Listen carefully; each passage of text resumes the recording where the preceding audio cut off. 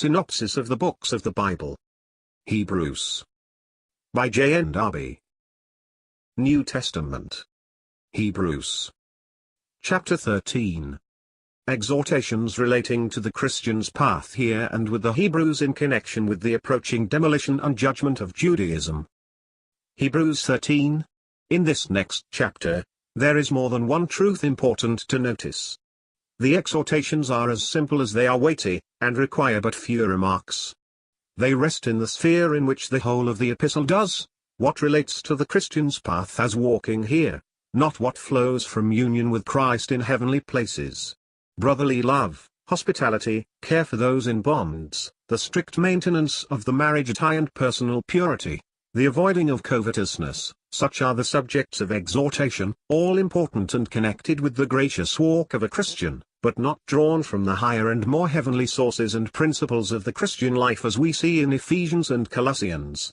Nor, even though there be more analogy, for the epistle to the Romans rests in general in life in Christ in this world, presenting Christ's resurrection, without going on to his ascension, see note, are the exhortations such as in this latter epistle.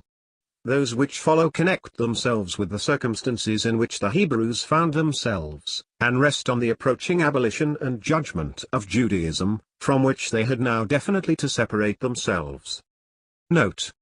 It is only spoken of in Romans 8 verse 34, and an allusion in Romans 10 verse 6, end of note. In exhorting them, verse 7, to remember those who have guided the flock, he speaks of those already departed in contrast with those still living, verse 17. The issue of their faith might well encourage others to follow their steps, to walk by those principles of faith which had led them to so noble a result. The unchanging Christ. Moreover, Christ never changed. He was the same yesterday, today, and forever. Let them abide in the simplicity and integrity of faith. Nothing is a plainer proof that the heart is not practical in possessing of that which gives rest in Christ, that it does not realize what Christ is, than the restless search after something new, divers and strange doctrines. To grow in the knowledge of Christ is our life and our privilege. The search after novelties which are foreign to him is proof of not being satisfied with him. But he who is not satisfied with Jesus does not know him, or, at least, has forgotten him. It is impossible to enjoy him, and not to feel that he is everything, that is to say, that he satisfies us and that by the nature of what he is, he shuts out everything else. Jewish earthly worship ended, Christ's portion, in heaven, accepted, on earth, cast out and despised.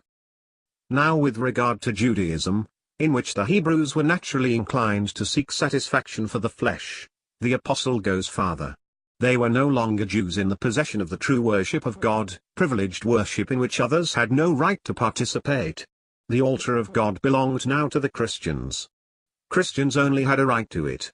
Earthly worship, in which there was no entering within the veil, into God's own presence in the sanctuary, could no longer subsist. Worship that had its worldly glory, that belonged to the elements of this world and had its place there. Now, it is either heaven or the cross and shame. The great sacrifice for sin has been offered, but by its efficacy, it brings us into the sanctuary, into heaven itself, where the blood has been carried in, and on the other hand it takes us outside the camp, a religious people connected with the world down here, into shame and rejection on earth. This is the portion of Christ. In heaven he is accepted. He has gone in with his own blood, on earth cast out and despised.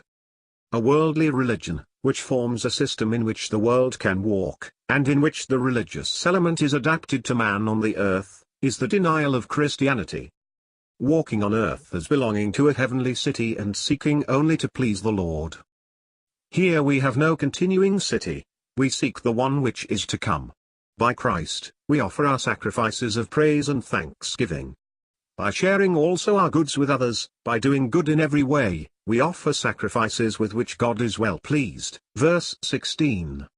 He then exhorts them to obey those who, as responsible to God, watch over souls, and who go before the saints in order to lead them on. It is a proof of that humble spirit of grace which seeks only to please the Lord. The apostle asking for the prayers of the saints. The sense of this responsibility makes Paul ask the saints to pray for him. but with the declaration that he had assuredly a good conscience. We serve God, we act for him when he is not obliged to be acting on us. That is to say, the Spirit of God acts by our means when he has not to occupy us with ourselves. When the latter is the case, one could not ask for the prayers of saints as a laborer.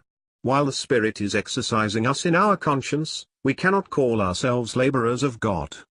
When the conscience is good, we can ask unreservedly for the prayers of the saints. The apostle so much the more asked for them because he hoped thus the sooner to see them again.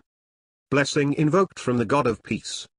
Finally, he invokes blessing upon them, giving God the title he so often ascribes to him, the God of peace.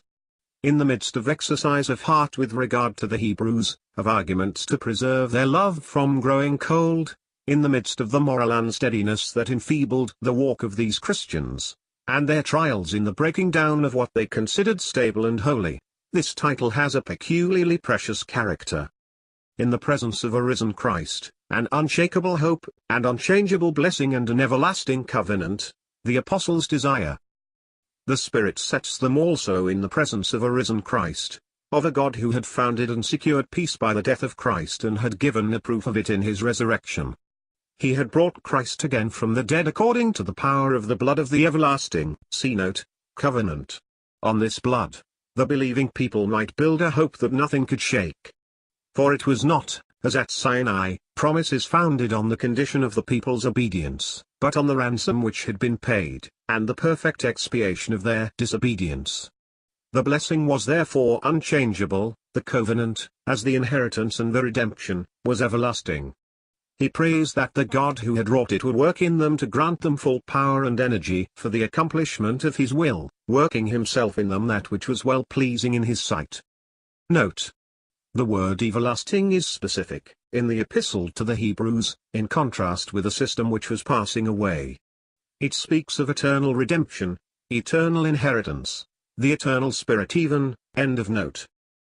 He urges them to give heed to exhortation. He had only sent them a few words. Circumstances confirming the idea that Paul wrote this letter, its authority that of the Spirit of God. He who wrote the letter desires they should know that Timothy had been set at liberty.